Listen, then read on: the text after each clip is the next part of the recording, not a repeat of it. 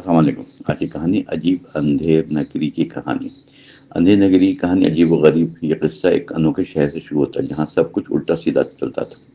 کوئی اصول نہ کوئی واضح قانون، ہر شخص اپنی مرضی کا باش ہے۔ اس شہر میں مسافر آیا، اس کا نام فرید تھا۔ فرید ایک سمجھدار اور ہوشیار نوجوان، وہ دنیا دیکھنے کا شوقین مسافر تھا۔ جب وہ اس شہر میں داخل ہوا تو اسے ماحول کوئی عجیب سا لگا۔ بازار میں ہر چیز ایک ہی قیمت تھی، چاہے سونا ہو یا سبزی سستی۔ یہ دیکھ کر وہ حیرت میں پڑ گیا۔ لوگ کچھ دکھائی دیتے بظاہر، مگر اس کی سوچ میں الجھن نمایاں تھی۔ کسی کو اچھی برے کی تو پہچان نہیں تھی، سب بس وقتی فائدے کے لیے پیچھے بھاگتے۔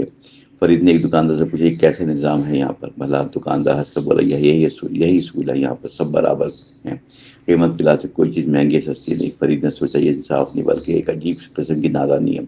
جہاں محنت اور معیار کی قدر نہیں، وہاں ترقی ممکن کیسے ہو سکتی؟ یہ خیال اس کے ذہن میں گھومتا رہا۔ شہر کا حاکم بڑی عجیب تھا، اس کا نام کریم تھا۔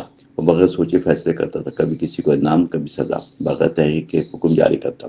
لوگ ڈرتے بھی اور ہنستے بھی۔ یہ نظام مکمل طور پر بے ترتیب تھا۔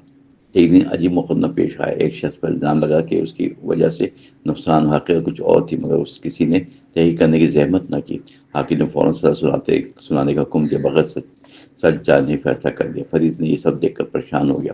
اس نے سوچا، یہ سراسر ناانصافی ہے۔ وہ سچ سامنے لانے کا خواہش مند تھا۔ اس نے لوگوں کو سمجھانے کی کوشش کی، مگر کوئی اس کی بات سمجھنے کو تیار نہ تھا۔ سب کو عادت تھی خاموش رہنے کی اور حالات کو قبول کرنے کی۔ فرید نے ہمت نہ ہاری، آخر کا وہ خود حقیقت کی تلاش میں نکلا۔ اس نے گواہوں سے بات کیا، اصل واقعہ آہستہ آہستہ سامنے آئی۔ یہ ثابت ہوا کہ ملزم بے گناہ ہے، اصل قصوروار کوئی اور ہے شخص، مگر اسے کوئی پکڑنے کو تیار نہیں۔ وہ دربار میں جا کر سب بیان دیا، دلائل کے ساتھ حقیقت کو واضح کیا۔ شروع سب نے نظر انداز کیا، مگر اس کی باتوں میں وزن تھا۔ حاکم کو بھی سوچ میں کچھ پڑ گیا۔ کچھ دیر بعد آخر کار سچ کو ماننا ہی پڑا اور بے گناہ کو رہا کیا گیا۔ یہ واقعہ شہر میں تبدیلی کا باعث بنا۔ لوگوں نے اپنے نظام پر سوال اٹھایا، کیا واقعی طریقہ درست ہے؟ کیا ہر چیز کی قیمت تو ہونی چاہیے؟ کیا انصاف بغیر تحقیق ممکن ہے؟ یہ سوال ایسا ایسا پھیلنے لگا، سوچ میں تبدیلی آنے لگی۔ حاکم نے اپنی غلطی مانی، اس نے نیا اصول بنانے کا اعلان کیا۔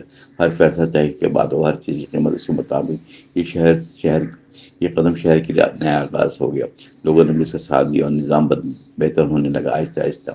فرید نے اپنا مقصد پورا کر لیا، اس نے سچ کو سامنے لا کھڑا کیا اور وہ شہر چھوڑنے کا ارادہ کرا تھا۔ لوگ اس کے شکر گزار تھے بہت، انہوں نے اس سے بہت کچھ سیکھا کہ خاموشی ہمیشہ حل نہیں ہوتی، کبھی سچ اس کے لیے بھی بولنا ضروری ہوتا ہے۔ یہ کہانی ہمیں سبق دیتی ہے واضح کہ اندھی تقلید نقصان کا باعث ہوتا ہے۔ اگر ہم بغیر سوچے عمل کریں تو غلط نظام قائم ہوتا ہے۔ ضروری کا سوال کرنا، سمجھنا اور حق کے لیے آواز اٹھانا، تبھی معاشرہ بہتر بن سکتا ہے۔ آخر میں یہی پیغام سب کے لیے، سچ انصاف ہمیشہ مقدم رکھو، خواہ حالت کتنے ہی مشکل کیوں نہ ہو، کیونکہ روشنی اندھیرے کو مٹا دیتی ہے اور ایک شخص بھی تبدیلی لا سکتا ہے، اس میں ہمت اور سچائی ہو۔ یہی اندھیر نگری کی اصل حقیقت ہے۔